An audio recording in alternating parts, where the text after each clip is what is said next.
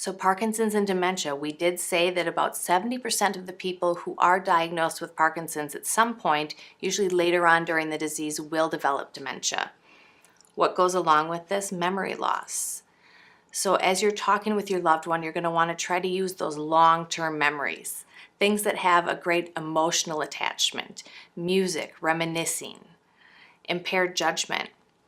Things that seem very easy for us, like, oh my gosh, there's a smoke alarm going off in the kitchen. We should turn off the stove and exit the building. They don't have that safety awareness. They can't make those decisions anymore, which is why they really need a caregiver with them to help with their safety. Loss of communication skills. We talked about how their voice is quieter, about how they don't have a good memory. They can't process words, which means they also can't express the words that they want to express, and this makes a huge difference in their communication. If you have a hard time understanding what is being said and a hard time saying what you want to say to others, your communication is going to be greatly affected. So be very patient when you're talking with your loved one. And lastly, inappropriate behavior. As the brain changes, you lose filters. There's things that you would have never dreamed of doing before out in public or around other people that they suddenly have no control over. Try not to be angry. Try not to be embarrassed. Try to understand that this is part of the disease process and to be respectful and to help them move through this. When your loved one has Parkinson's disease and dementia, there's going to be changes in how the brain processes and how the brain actually retains information. This can also cause an issue with a neglect of personal care and safety. They're not going to be aware of things that could be harmful to them. They may not know if water is too hot.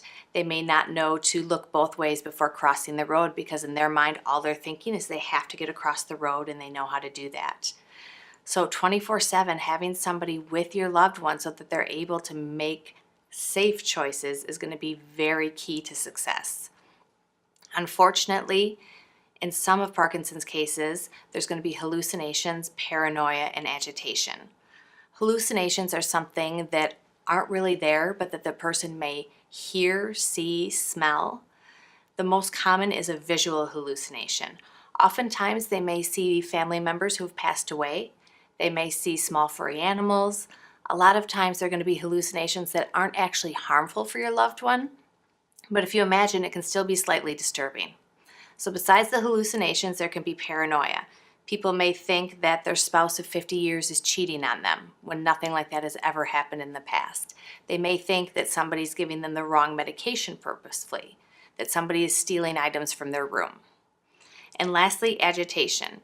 Imagine if you have all of these thoughts in your mind and you can't properly communicate them. Let's say you're hungry and you have to go to the bathroom.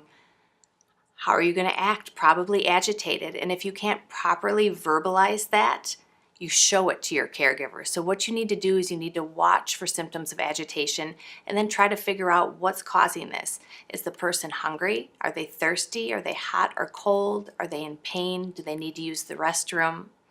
And as for the hallucinations and the paranoia, a great reference is going to be your doctor. Don't ever be embarrassed about these symptoms. Doctors are very used to this. You can call them and they can help talk you through this and possibly use a medication to assist. Inability to reason. We talked about them not being able to properly process thoughts, and if you can't properly process a thought, you can't properly reason. Another reason that you just need a caregiver there to assist as things move throughout the day. The last one is disorientation to time and place. We talked about fatigue, we talked about frequent napping. Oftentimes people will wake up from a nap and they may think it's morning when really it's sometime in the afternoon, or it's the middle of the night. They wake up, they're disoriented, they may not know that they're in their own home, that they're in their bedroom, or what time of day it is. This is when you as the caregiver come in and you assist and you reorient them to what is actually happening during the day.